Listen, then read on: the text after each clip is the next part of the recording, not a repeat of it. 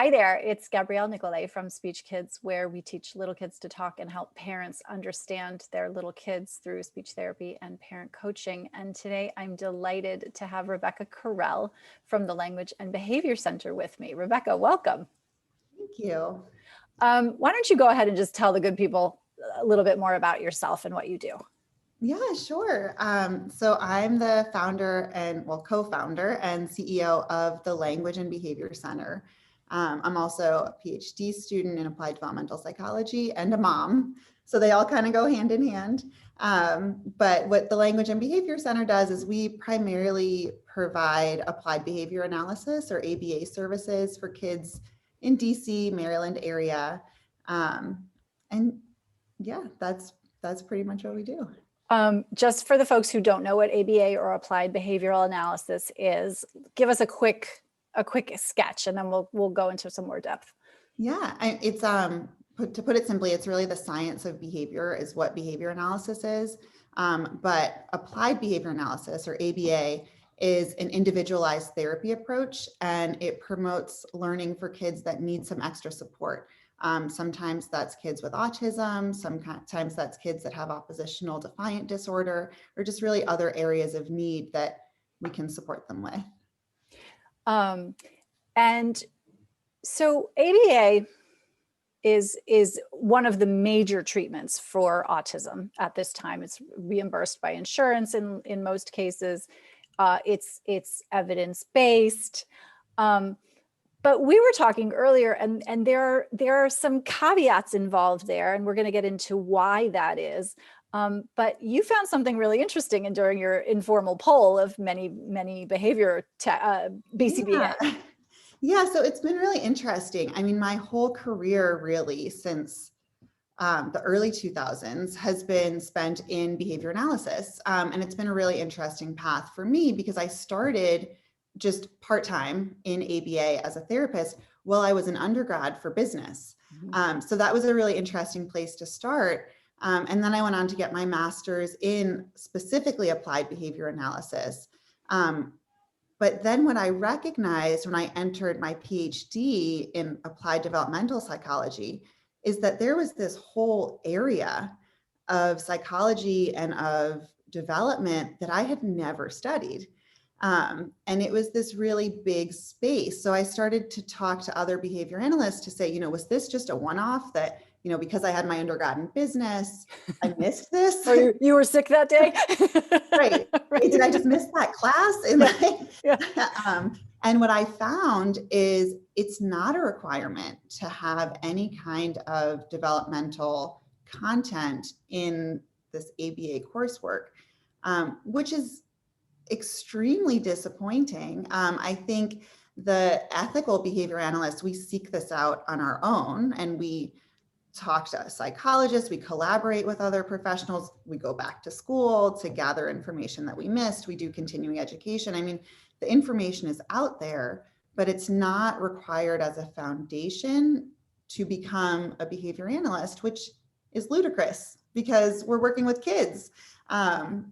It's super interesting. And so this brings us squarely into like this whole developmental piece of things, which is, when we're dealing with kids, particularly when we're dealing with kids with challenges, we've got lots of behavior that we want to deal with and that we want to change.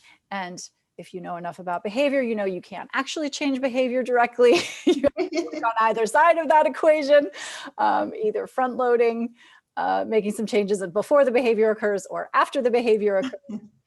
Right. You got it. You know it. Well, in our Raising Orchids class, we spend actually like parts of three classes on behavior and the ABCs of behavior, the antecedents, the behavior, and the consequence. And parents, their minds are blown when we say, your child is the only person who's in charge of their behavior. Right. Literally, they're the only ones. You cannot do anything about it. It's a very frustrating place for perfectionist, type A, control parents like myself that study behavior and recognize, we have children that are actually the most stubborn to kind of teach us how little we can change about their behavior. And that's so interesting too, right? Because typically developing kids, they have many different ways of solving that problem. And so, you know, right, if you try to get in, they'll go through the back door. Absolutely. So we've got these behaviors that are very challenging. We know we have to sort of change the environment, change what we're doing on the back end, but all of that is layered sort of enmeshed really with developmental things that are happening. And so, you know, as a speech pathologist, part of what we had to study was child language development, which of course includes a little bit of play and not so very much motor, but it should. But you're really digging deep in this in your program now. Yeah, I mean, we're looking at all of the different, the ages, the early childhood, adolescence, all of that, and specific milestones that occur throughout the lifespan. And I think an area that's really important for parents and behavior analysts to consider that can often get missed is sometimes tantrums and like problem behaviors are totally developmentally normal and really good things. I mean, it's really normal for kids to push back against the boundaries. And it's really normal for them to question, why do I have to do it your way and not do it my way? And I think that as parents, sometimes we forget that and we just see that as, oh, this is a behavior, we have to, apply a consequence. Or, as behavior analysts, oh, this is a behavior, we better write a goal for it. We better have the short-term goal and an intervention right away, when really, if you just wait it out, the kid kind of adjusts to their environment and figures it out on their own. There's a great series of books. I don't know if you know these books, Your 1-Year-Old, Your 2-Year-Old, through the Giselle Institute, which is a child development institute in Pennsylvania. The books were written in the 80s. So they assume mom stays home, dad goes to work. Okay.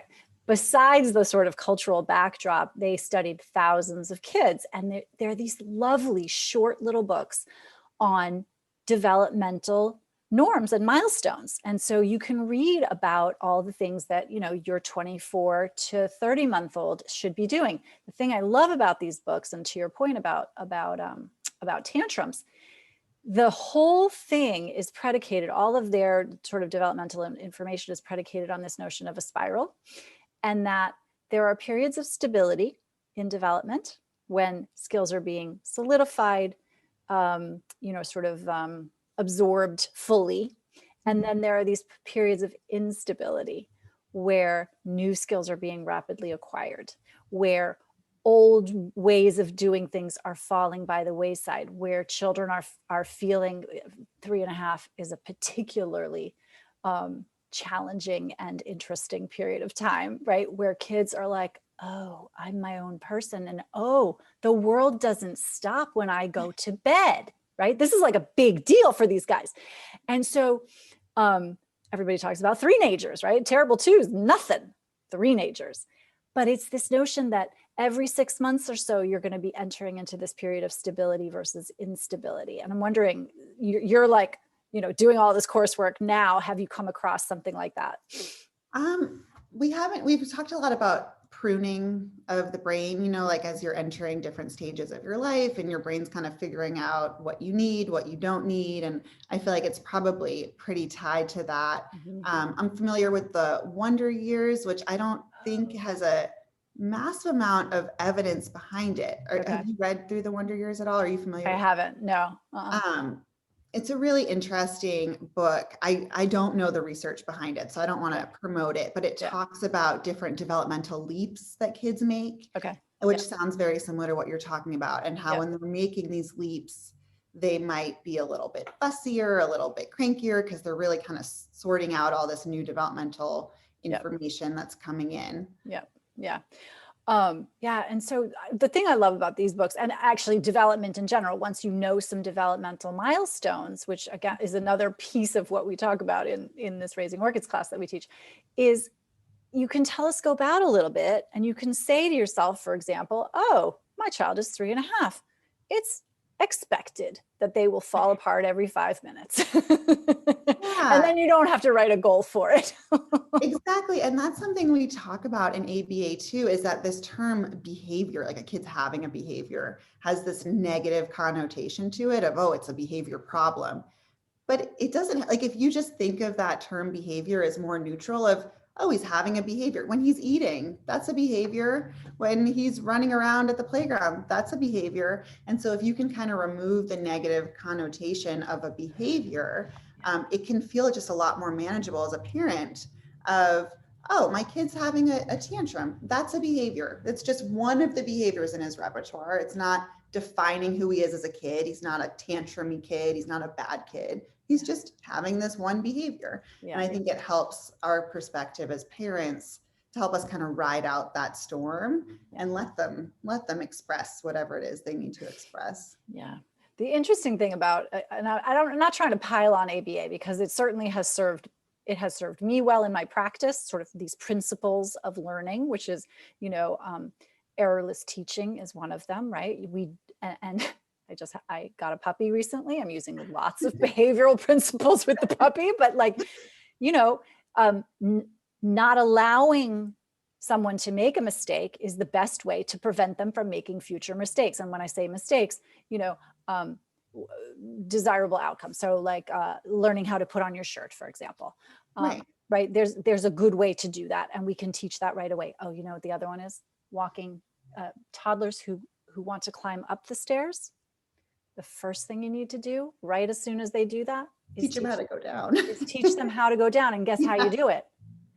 You literally put their bodies, you put them on their belly, you take their legs and you move their legs physically down the stairs until they get that, right? Absolutely. That's ABA.